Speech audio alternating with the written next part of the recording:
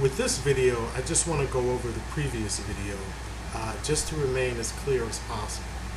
I want to go over how it is I go from the notion that Elijah Muhammad wanted to counter white supremacy by practicing a black supremacy to the idea that Elijah Muhammad was like Macbeth, who wished the undoing of the estate of the world with his own undoing.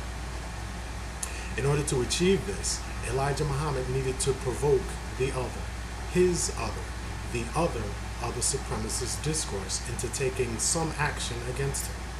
At which point, Elijah Muhammad's discourse relies on its sameness with the supremacist discourse in that any action taken against him is an action against all racist supremacist discourse, undoing the estate of the world with his own undoing.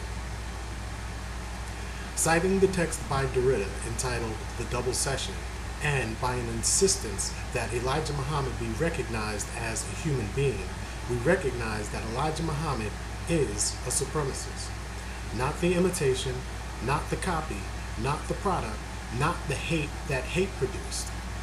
If his speech constitutes hate, then it is hate, not the product, not the hate that hate produced.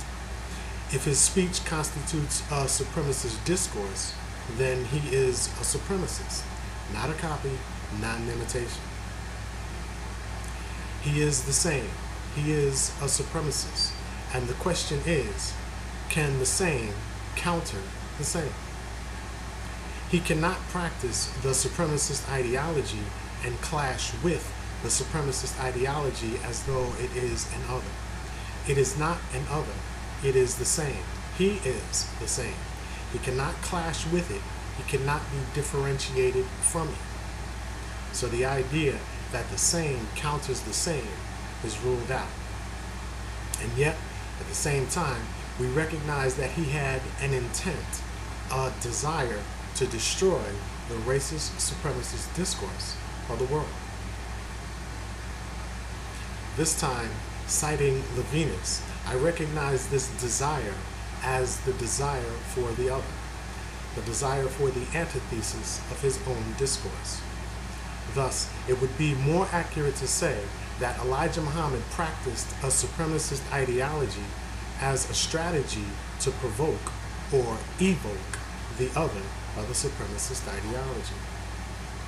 Now, when I search through the works of Elijah Muhammad that I have, in the hopes of finding any sentence or any phrase that even hinted at his calling for the other of his discourse, I ran across the challenge that he issues in which he explicitly attempts to evoke or provoke the other of his discourse. Elijah Muhammad issues a challenge to disprove what it is that he is saying, because he knows that any action against him, any scientific, philosophic, legal, or legislative action against him would be an action against all supremacists and all supremacist ideologies. Any action that America took against him would ultimately become an action against America. Elijah Muhammad practiced a supremacist ideology as a strategy to provoke or evoke the other of the supremacist ideology.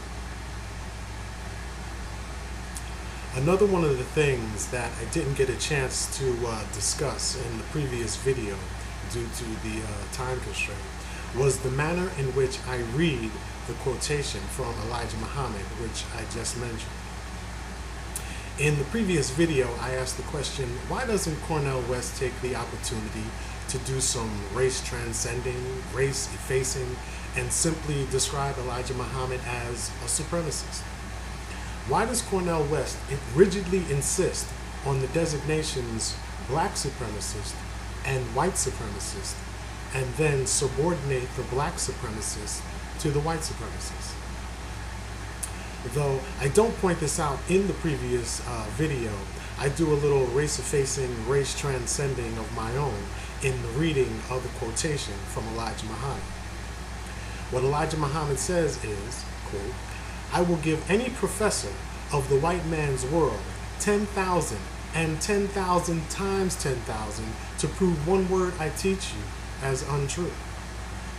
Now, Some people would hear that and say that Elijah Muhammad is clearly addressing a white person, that he is clearly issuing this challenge to racist white America.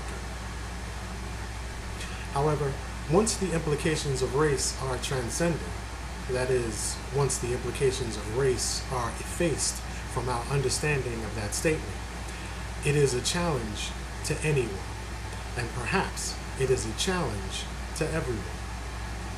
And when we consider what it is that he is challenging us to do, notice that I said us, that is, use him as the focal point of a study of racism and supremacy and develop the criticism and refutation of it, it certainly doesn't matter what race the individual or individuals are who produce that refutation.